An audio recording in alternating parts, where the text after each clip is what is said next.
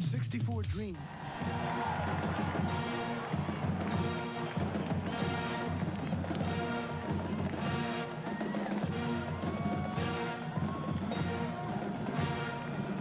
Hello again, everyone. I'm Jim Nance, and welcome to one of the most fierce rivalries in all of college basketball. Not only is the ACC regular season championship on the line, but also the 1 seed and a bye in next week's ACC tournament, and possibly the 1 seed in the NCAA East Regional. Duke and North Carolina dead even as the regular season is closed out today. And Billy Packer, my partner, these two met back in January in Durham, and Duke won that game 74-60. How did they make it work? Well, Jim, they used their tenacious defense to hold North Carolina's field goal shooting percentage way down. It's two great systems go against each other today, and I think what we're going to see in this system is the fact that Duke knows how to use the two-man game. Christian Laettner, one of the nation's truly great players, can step outside for a big man. When he does, a guy like Bobby Hurley, a great ball handler, can use the old pick-and-roll play, the good two-man game. Watch how Laettner sets the screen, rolls to the inside. Hurley sits down with a perfect bounce pass. Great execution of the two-man game. What do we need to watch for from North Carolina today? Well, with the advent of the three-point shot, North Carolina likes to use it, and they like to use it by having people spot up beyond the three. Here you'll notice 9 players in our picture. The one player and the most dangerous one not there, however, is Rick Fox. Chilcutt will throw the skip pass across the Fox, who spots up to hit the three-point shot, something Duke will have to stop today. All right, Billy, how about the Packer points in this one? What are the keys to the game? To me, it's two great systems going against each other, and I think that field goal shooting percentage is the key in this game. I also think that the home court advantage has to play a big role. Carolina to me is favored, Jim. All right, the ACC regular season champion. We'll find out who it is.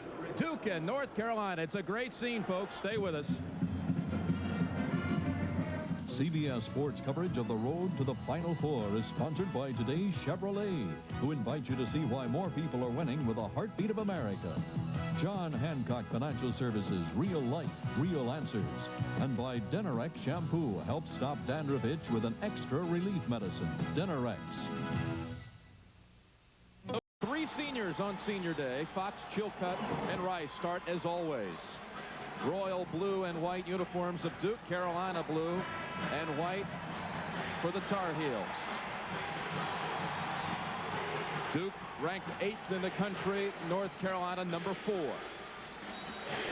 Laettner and Chilcutt. Tip control by Laettner and Duke. Hurley swings it over to Thomas Hill, takes the baseliner. Too strong, and Rodel with the rebound. Henrik Rodel with the rebound. Rice driving, scoring. Then nothing new here. King Rice has exploded against Duke on occasions. This matchup, Rice and Hurley, one of the best you'll ever see at point guards going after each other who really don't even like each other. They're pretty open about that, too. Exchanged words in the papers this week. Here's a 3 by Hill. He's 0 for 2 from the floor. Laettner on the rebound, left-handed. Followed by Grant Hill, slapped away, but a foul called on North Carolina. So Laettner, freshman Grant Hill will go to the line for Duke. Laettner with that little left-hand touch. He's really developed a total game. He can step outside, shoot the 3. He's got the ball that he can put on the floor. He also on the inside can use the right or left hand. An outstanding player. I said he leads them in points and rebounds. Also leads Duke in steals and blocks. Now Grant Hill, the freshman, from Ruston, Virginia.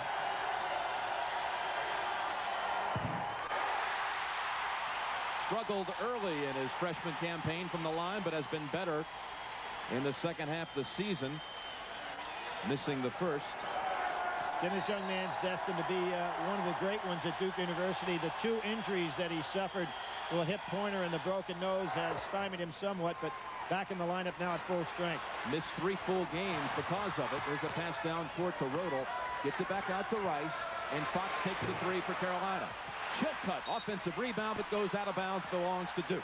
And that's something you'll hear often today from Chilcutt, offensive rebound. Probably the best offensive rebounding player in the ACC. Full court pressure. A little bit of a mirage there. Really not a lot of intensity with it. Hill watched closely by Lynch. Swings it over to Hill. In the corner, Hurley. To 2. Both teams with excellent touch passing and cross-court passing. First field goal of the game for Duke. Rice driving and traveling. Now what King Rice does, he does not go to the foul line very often. So if you know that and you're playing against him, you say, here's a man that drives a lot but doesn't go to the line a lot. So consequently, he must pass a lot off the drive. So you have to hang tight with your men outside because he's looking to dish. Grant Hill gets the baseline move and slams it home. Took the step right by George Lynch. Another interesting thing about Carolina, the concept of playing. They like to force you on that baseline and have for years, but now the kids can dunk on that baseline. I don't really know if it's as good a move. Offensive foul called on Lynch. And watch the move a moment ago by Grant Hill. This is what I'm talking about, Jim. Before guys became athletic enough on the college level to take it to the hoop and dunk, Carolina used to be able to come from the weak side and stop that play, but as guys now can put it on the floor and go directly to the basket, it becomes more difficult. So Billy Lynch has 2 fouls already. Double team on Leitner. Skip pass to Hurley. He'll take the 3. Too strong. Look at Hill way up in the air. Follows it up. No good. Rebound underneath Davis. High off the glass. Unable to convert after a lot of effort. Now, Leitner did not do a good job in that play. He stood outside, thought one of those would go. Bounce pass inside the Chilcutt. Got away from Fox. Hurley leads the pass to Hill and out of bounds. Off the fingertips of Grant Hill. Well, that's one of the things that Mike Krzyzewski has not wanted to take away from Hurley, and that's his aggressive nature. But that pass really wasn't there because Lynch did a good job getting back. Mike Krzyzewski told us yesterday, if we wilt right away, we're going to lose this game. If we stand up to them right away, we've got a chance to win. Opening minutes he deemed critical, and his team forces a turnover from Carolina. Davis was looking to take his man towards the ball and then backdoor. It was interesting watching these two coaches, and there you see one of the great ones there, Dean Smith. His counterpart, Mike Krzyzewski, on the other end. Watching them practice yesterday, it's amazing how they both kind of mirrored each other as to what they wanted to make work and what they wanted to stop. Backdoor cuts were one of them.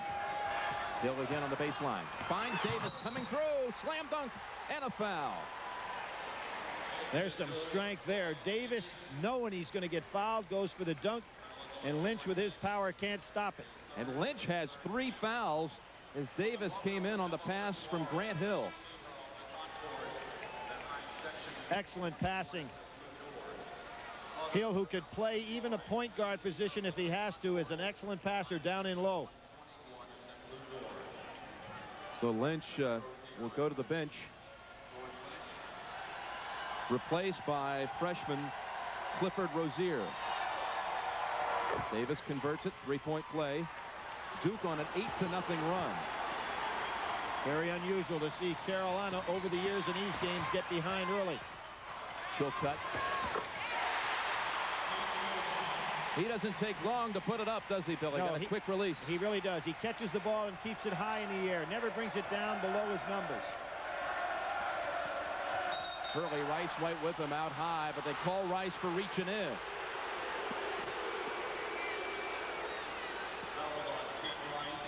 Hurley a sophomore, Rice a senior, and head-to-head, here's how they've played. Hurley only 22% from the floor.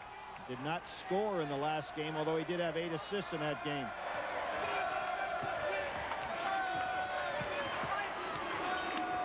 Hurley, three-pointer.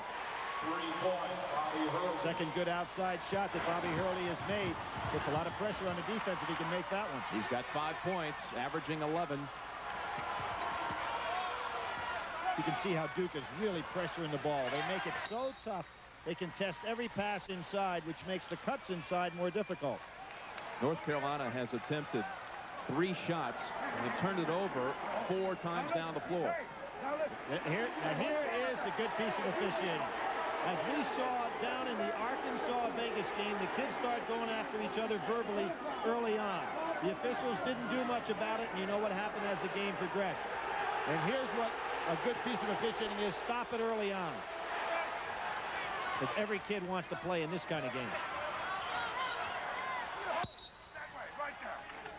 And they come right back and follow it up with a foul away from the ball on Leitner. His first. Team foul number 1 on Duke.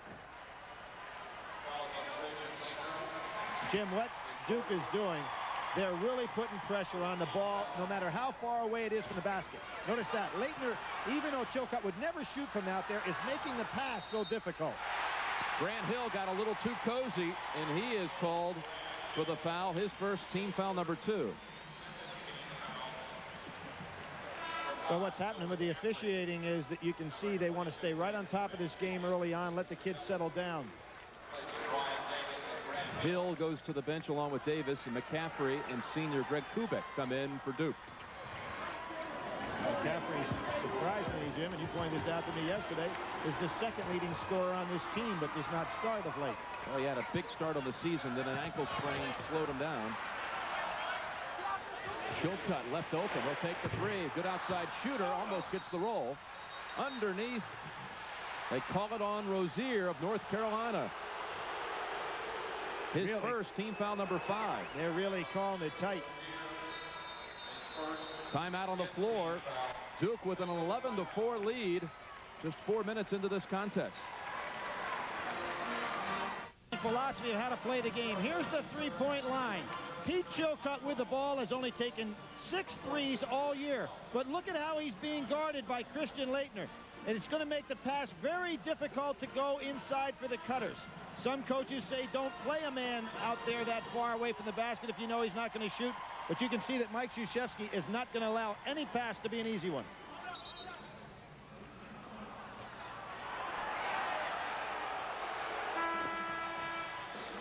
Chilcutt on the bench. And Eric Montross, freshman from Indianapolis, in for Carolina. Good solid screen. Took Phelps to the floor. Laettner delivering the screen. Hurley a little too loose on that drive, and penetration off the hands, however, of the heel. Jim, the reason for that screen being so effective is 2 freshmen involved defensively for North Carolina. Montross should have been talking there. Instead, he didn't say anything, and his teammate just got whacked. Kubek says, why not? 3-pointer in and out, and Montross with the board. Derek Phelps, freshman point guard, giving King Rice some minutes on the bench. Here's what Carolina worked on yesterday. The backdoor cuts, but Duke not giving him the pass. Hubert Davis drives to the baseline, takes the pull-up, and is fouled on the way up. Fouled by McCaffrey. I think the biggest question right now is we're 1 week away from Selection Sunday. Who will get the 1 seed in the East? I think North Carolina is in the driver's seat if they can win out between now and next week's ACC tournament. UNLV, Ohio State, and Arkansas certainly set as 1 seeds in the tournament. West, Midwest, and Southeast. Hubert Davis, nephew of one-time Tar Heel great Walter Davis, who had a big moment in this series. Billy? He really did. It was one of the most dramatic games I've ever seen. Carolina down by 8 with 17 seconds to go. Walter Davis hit a shot from about 50 feet to put it in overtime. And Carolina came out victorious. Now, Phelps not the defender against Hurley is that Rice is. Double team on Hurley. Gets the pass to McCaffrey. Too strong on the baseliner, and Kubek. McCaffrey can't believe he missed that shot, but right now his confidence is down a little bit as opposed to where it was before the ankle injury. He's got to get back and put up the positive shot. Straight man-to-man out of bounds. They go out high to Laettner. Gets the step past Montross. What a soft touch, even though it didn't go. That's 2 of them that have rolled around and out. Now Davis, as Laettner slips. Christian Laettner at this point, Jim, is not yet mentally tough in this basketball game. He's got to get into it with his mind in addition to his body. Posting up Montross. Here he is, Laettner, working on the freshman, and underneath the cylinder, misses the lay-in. That was a tough shot. Rozier on the rebound. Now, Laettner is a vicious competitor, but there's another example. He is mentally not into this basketball game yet.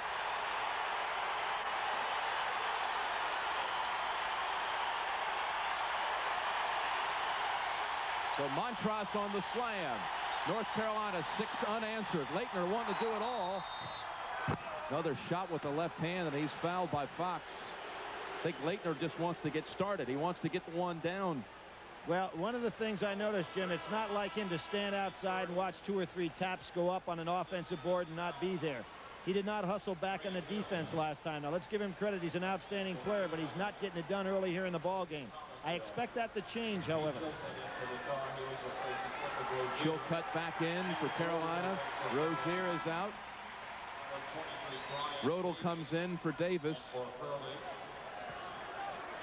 Now we have Hurley out and Rice also out. So it'll be interesting to see who brings the ball up for Duke. McCaffrey and maybe Grant Hill will move to the backcourt. The foul was on Fox, his first, team foul number 6.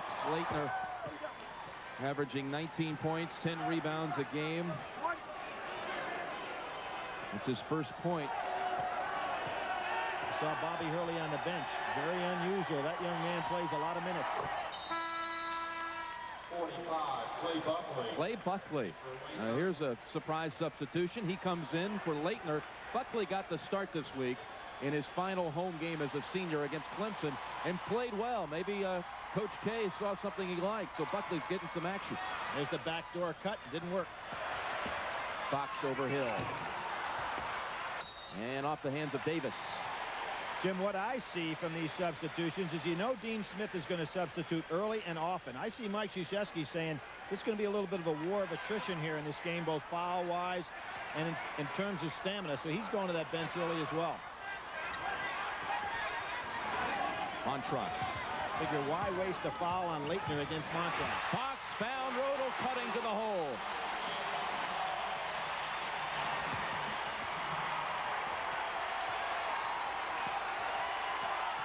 Grant Hill dishes to Davis, back to Hill. In the lane. Followed by Davis. Phelps makes the save, or did he? They say he was out of bounds.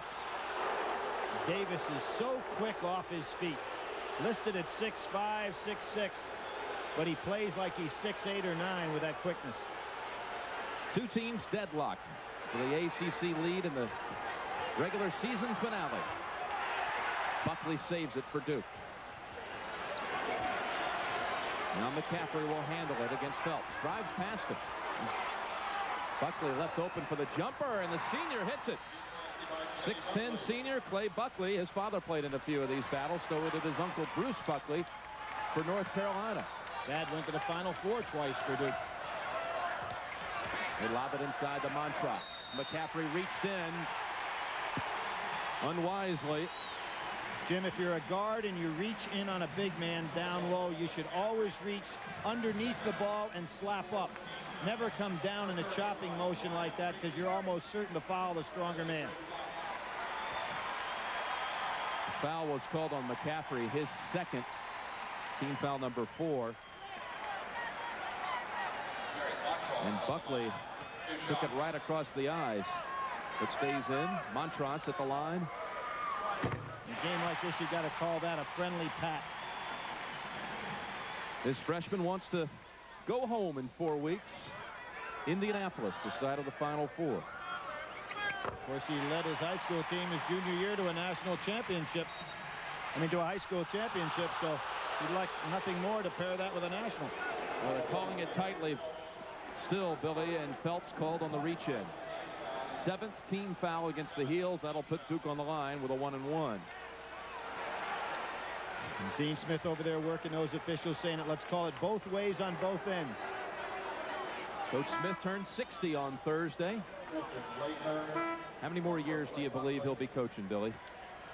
Well, it's all that he's ever done in his adult life. I don't see any reason why he wouldn't want to coach as long as he's healthy. He keeps talking about retiring, but I don't know why.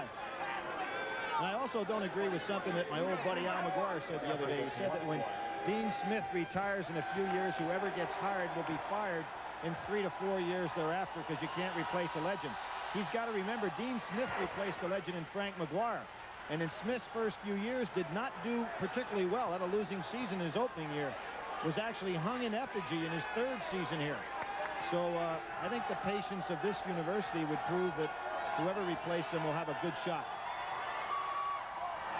Frank McGuire had won the national championship here in '57, and then Smith was here just a couple of years later. Hurley's back in. A moment ago, you saw Leitner return. And believe me, nobody was a bigger legend around Chapel Hill than Frank McGuire during that period. And Rodel lost the dribble, but it's off off of Hurley, I should say. Excellent switch defensively by Hurley on that play. Was watching TV this morning and saw a nice feature on Bobby Hurley's father and his team at St. Anthony's. And his, of course, younger brother will be going to Seton Hall. He's a left-handed shooter. Younger brother Danny has already signed for P.J. Carlesimo's team.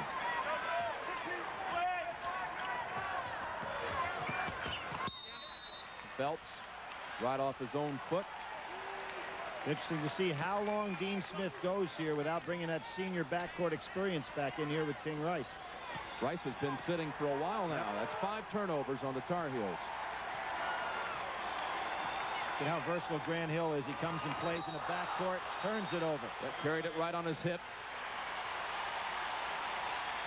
Duke's second turnover.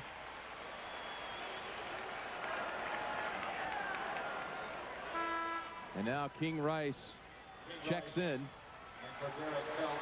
In for Phelps. Hubert Davis gets off the bench also. And Rozier. So 3 substitutions. Rodel will sit. Montross also. Jim Nance along with Billy Packer from the Smith Center on the Carolina campus. Over 21,000 here. North Carolina 11-1 at home this year. Only Georgia Tech beat them. That was on Super Bowl Sunday. Reese in the ball game now has exploded as a scorer of late. Let's see if he can get something started. Nice basket by Davis. Brian Reese, another one of the freshmen for North Carolina, number 31. Here's Hill now off the glass softly by Hill. He has 5. Hill's got that great drive and that jump stop and then explodes again to the floor.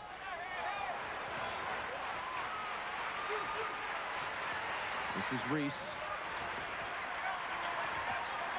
Davis right over Hurley. That's a 3. Back to the rim. Davis carried the ball. Well, Davis does not want to handle the ball in the open court area, but he needed another dribble before Hurley was ready to accept. If you have an insurance report. What do you have for us? All right, we're with Calvin Hill here, whose son Grant Hill plays for Duke, and you said it's a little nerve-wracking for you. How can you be nerve-wracked? It's the most nerve-wracking thing I've ever experienced being a parent and watching. You have no control. Now, you played football, your son plays basketball, and now you work in baseball. You're vice president of the Orioles. What about Jim Palmer, as long as we have you here? Well, you know, we're rooting for Jim Palmer. Obviously, you know, if we can get a Hall of Famer on our roster, it helps us on the field and off the field. But, you know, he's looking pretty good. It just remains to be seen. Get your mind back to basketball. Thanks, Calvin. That's where it is, I tell you. Thank you very much. Back to you guys. All right, Pat, thank you. Rozier misses the lay-in, and Leitner with the rebound for Duke. Hurley, good pass right in the seam to Hill. That'll calm his father down. Tremendous running of the break there by Grant Hill. And Hurley, as always, looking ahead with that head up. Excellent pass by Hurley. Rice tries to penetrate on him. Pulls up. Not Rice's shot. Nope, not good at all. Thomas Hill with the rebound. You can see Hurley's forcing him left, just as Mike Krzyzewski told him yesterday in practice. Leitner gets the step by Chilcutt and lays it in. And that was not Chilcutt's fault. He sent his man exactly where he's supposed to, but nobody from the weak side came over to help. First basket for Leitner. He has 4 points. There again, playing men with the ball so tough. Just not allowing a pass to be made.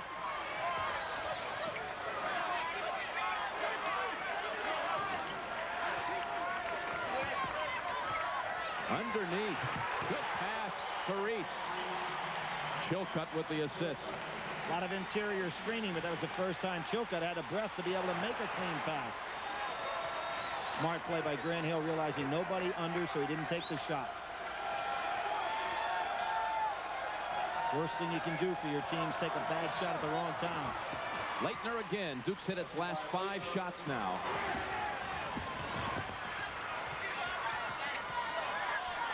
Rice stops the dribble in the corner. Chilcutt, 6'10" man, takes the three. Ryan Davis for Duke.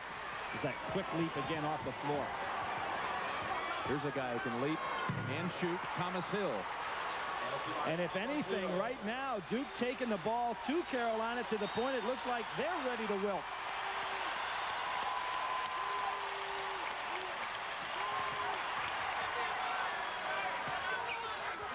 Rozier to Chilcutt. Oh, what a help by Hill. Forced the turnover into the hands of Leitner. We talk about wilting. I think they have passed the first test for Krzyzewski for sure. Well, maybe the only guy I've seen this week more intense than Mike Krzyzewski was General Schwarzkopf in terms of the way he talked to his team yesterday. He said it's our system against theirs. Very interesting.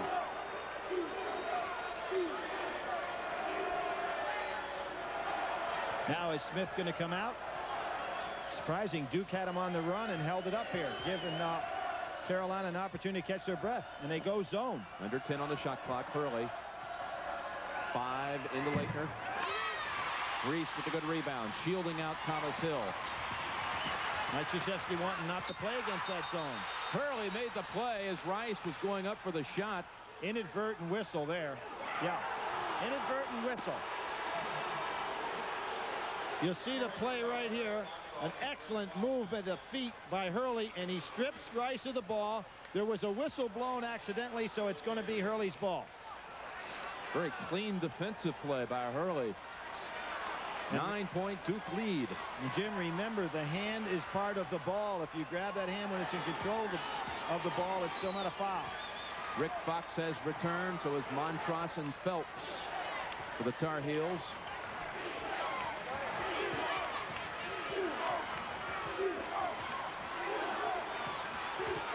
Bounce pass over to Leitner. Great pass by the freshman, Grant Hill. Leitner was camped in that 3-second lane. Leitner with 8 now after a slow start. Oh, great play by Leitner. Hurley also, and Hurley against Fox. Swatted away by Fox. At the other end, here's Fox again. Hold on, they call Hubert Davis for traveling. And Jim, on that last play, the double team on Phelps, Leitner stepped out beautifully for Hurley. An 11-point lead on the road for Duke. This really prevails. Christian Leitner, realizing that Montrose here is not yet down court, doesn't have to worry about him. So he steps out, creating a real problem for Phelps on the dribble, allowing Hurley to come in for what is a beautiful steal. Good double team teamwork right here. And now Hurley gets a piece, and they're off and running. Unfortunately for Hurley, he tries to make a play against the bigger Rick Fox, who blocks it up against the board cleanly and puts Carolina on the move the other direction. All right, Duke's on a 12-2 run. Front court scoring belongs to the Devils, and they've also out-rebounded North Carolina. It's 8-1 Duke in offensive rebounds. Dude, you've got to play Leitner. He can bring the ball up the court.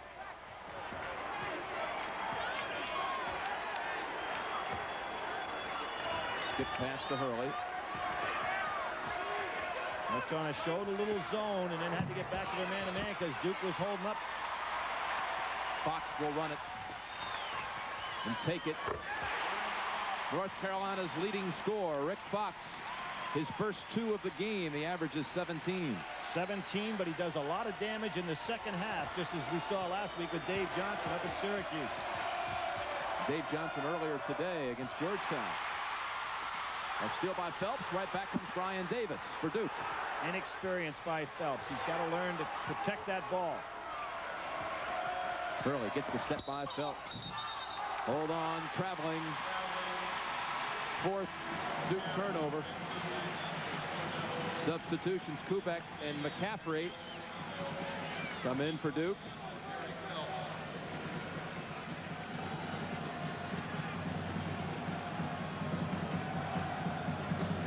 Michigan State surprised at that Indiana score. You know, Bob Knight's team keeps creeping up on people. The great season they're having at Bloomington. Still an outside shot, in fact, Indiana for a 1 seed. Now Fox lost his footing. Got the pass to Chilcutt.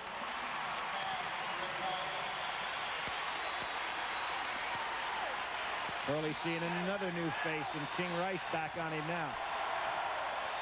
They lob it. Grant Hill. What a pass by Hurley. 9 for Hill. Jim, he should never get a cross-court lob pass complete from that far away.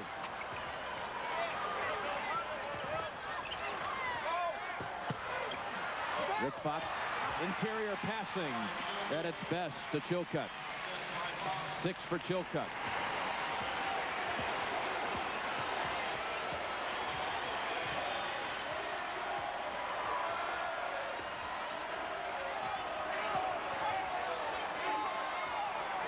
Hurley, three-pointer.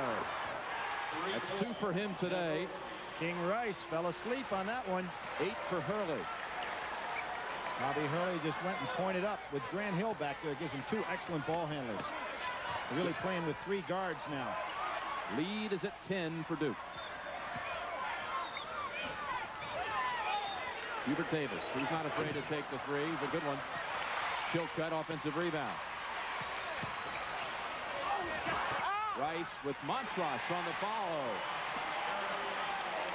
Good job by Montross catching that ball with those strong 2 hands, putting it right back up before he brought it down. Montross with 6. The heralded freshman only scored a total of 4 points in the loss at Duke back in January. Montross already has 6. Laettner, little 6-foot turnaround. That time Montross accepted the low post position Laettner put on him, and he was defenseless once he got the ball. Now Duke not crowding that pass quite as much as they were early on. Maybe a little fatigue setting in. Wild shot by Fox. Now Hurley will wait for the rest of the Blue Devils. Laettner just walking down the court. They've got 9 guys on one end. He is a little tired right now. And Montross should have gone out and double teamed. See, as what Laettner did to him on the other end of the floor. Look at this near steal by Fox. Rick Fox comes diving through.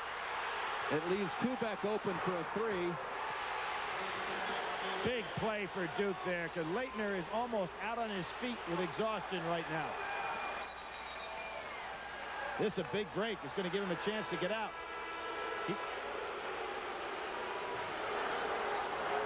Laettner's holding his side. Here's Fox with a good jump. Of course, no, the ball not back.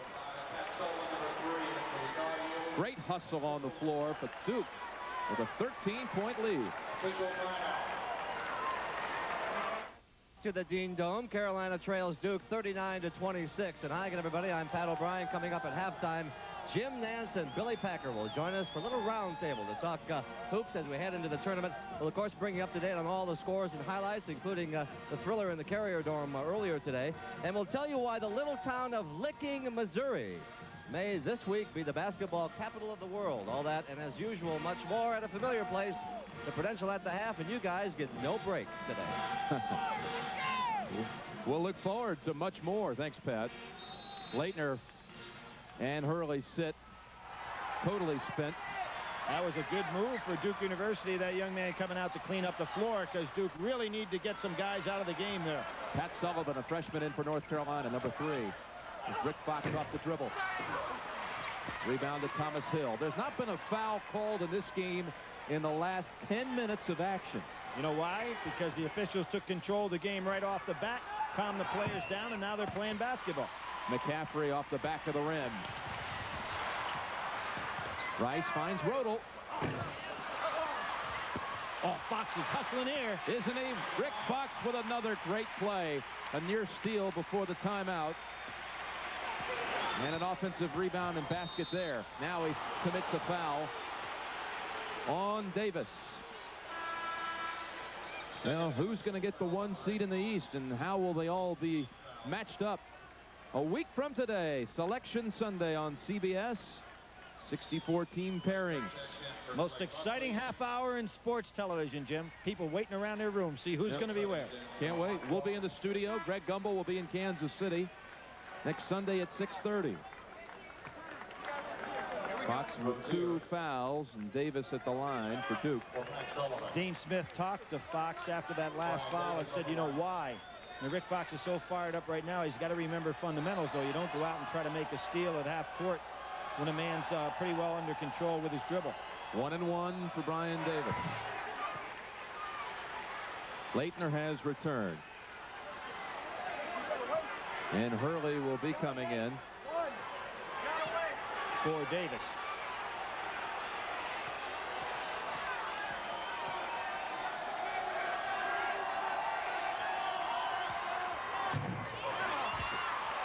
Fox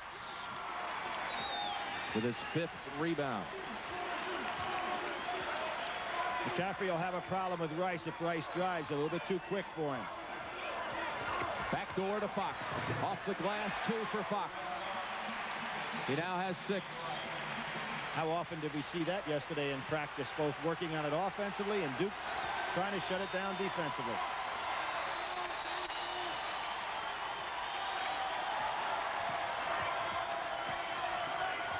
Leitner, jumper. And he raises his hands in the air and says, where's it been? I don't know. Rodel. How about Fox on that pass? To Chilcutt. And the previous time down the floor, King Rice got his first assist of the game on the backdoor pass to Fox. North Carolina changing their defense, coming out much higher now. Be smart for Duke to bring the ball back out a little bit. Kubek from the corner. That's his 2nd 3 from the same spot. Well, I didn't mean out there, Jim, but pretty good play for Duke. But I think it's, when a team's trapping like that, it's good to bring the ball back out and make them run wild for about 30 seconds. Rozier. Rodel's been very aggressive with the ball since he's come into the game. See, now here they are. They're picking up 3-quarter court, particularly with Hurley out of the game.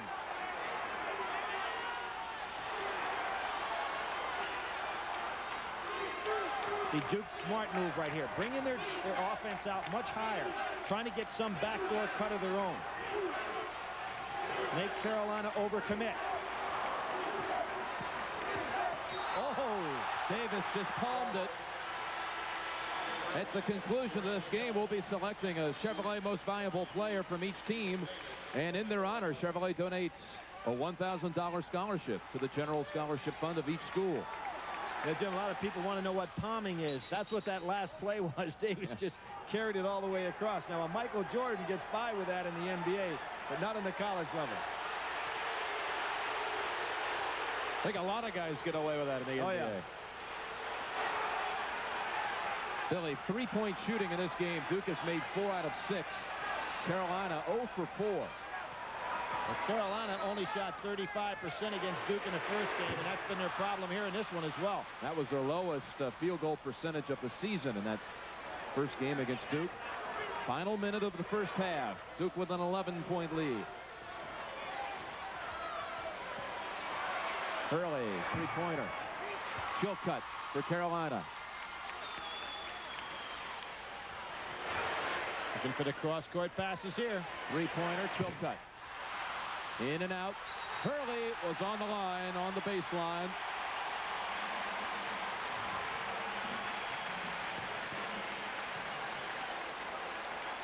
Here you see Duke hitting from the outside. North Carolina's ice cold so far.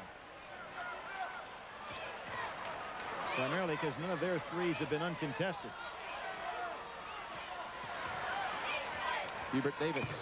Good pump fake. Sure was, Jim. He pump faked and made it look like he was going to pass. Really froze the defender. Davis with 8. Duke will look for the final shot.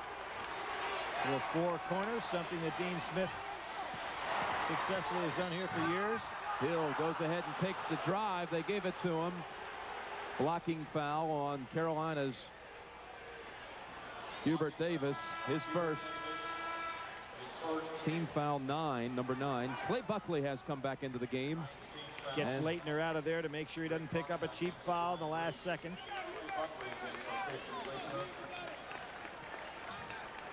How about the pace of the game so far, Billy? About what you expected? Well, the pace is what I expected. However, I really felt that North Carolina could get something going inside get King Rice maneuvering the ball a little bit better and consequently open up some outside shooting for Rick Fox. That hasn't happened in North Carolina, particularly from the outside. Has been totally ineffective. Christian Edlin looked like he could be suffering from a little flu or cold or something. Doesn't look well, does he? He doesn't. And he was holding his side there earlier in the first half when he asked to come out.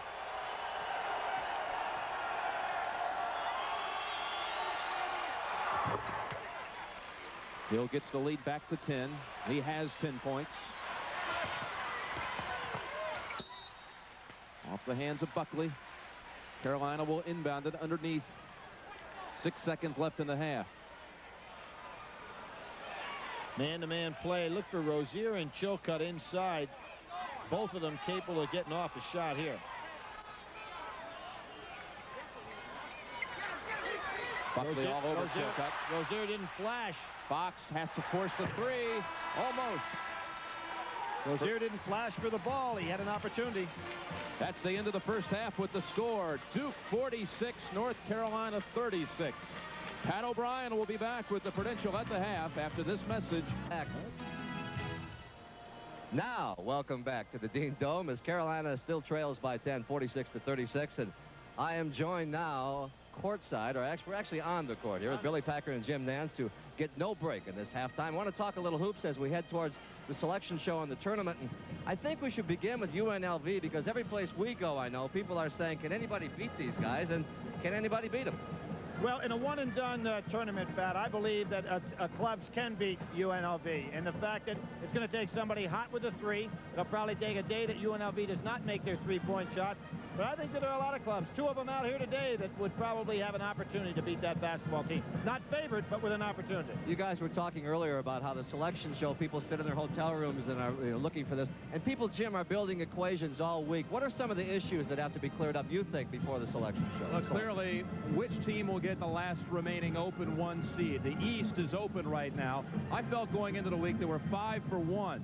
But Arizona lost last night. I think Arizona now is set to be the 2 seed in the West. I think North Carolina, if it wins out, if it comes back, wins this game, and wins the ACC tournament, I think Carolina would get the 1 seed in the East. However, should the Tar Heels lose today to Duke, I think now Syracuse slips in and is the favorite at this point with a Carolina loss to be the 1 seed in the East. You agree with that? Well, I think Syracuse today solidified their position. Their record against teams in the top 25 has been outstanding. And these two teams look like they're going to have to battle one more big game. I don't think the Big East tournament's going to be that important to Syracuse. I look for Syracuse #1 in the East. What about Georgetown now the loss today? I think, I've said all along, I think Georgetown's going to get in. I know a lot of people are saying, hey, they played 4 Division II teams. You take those right off the record, so they actually have only 12 wins this year. With the loss today, they're 12-11 essentially. I still think they get in. They won 8 games in the Big East tournament, or the Big East regular season, and really you could build a case that today's game may have even helped them a little bit, Billy, playing in the Carrier Dome, having the lead and having a very close game. Exactly. I think a game like that, even though it's a loss, as an example, Duke at Arizona sometimes really looks very favorable in the eyes of the committee. Billy, is there anybody like Danny Manning, say, in '88, who can say, jump on my back, I'm going to carry you through the tournament? I believe we saw one of those type of ball players in the first game today in a Billy Owens. He's the kind of guy who could rise to the occasion. He's so versatile it could happen. The Christian Laettner is that same type of player. There are a number of them out there. Maybe a Jimmy Jackson from Ohio State. I know it's hard before the brackets here, but you guys have a dark horse candidate here. Jim, how about you? Well, we change every week. What we do is we sit down the day before and we compile a list of sleepers. I still like some teams that have had very unfulfilling regular seasons. Alabama, Michigan State, Pittsburgh, and Georgia Tech all will not be Sweet 16 seeds, but could have an effect on the tournament. Well, I think we saw one of those today, too. Georgetown, if they get in, nobody wants to play that twosome inside. Well, for sure you'd say Houston and Wake Forest. Well, Wake Forest, hey. I'm trying to get Houston in the tournament first. Come on. All right, you guys can take your break. Now, I want you to watch something, though, because, you know, a lot of preparation goes into the tournament, and we spent the week preparing in New York City for our tournament coverage. But in a little town in Missouri, they're preparing the basketballs. And at the half, we leave no stone unturned.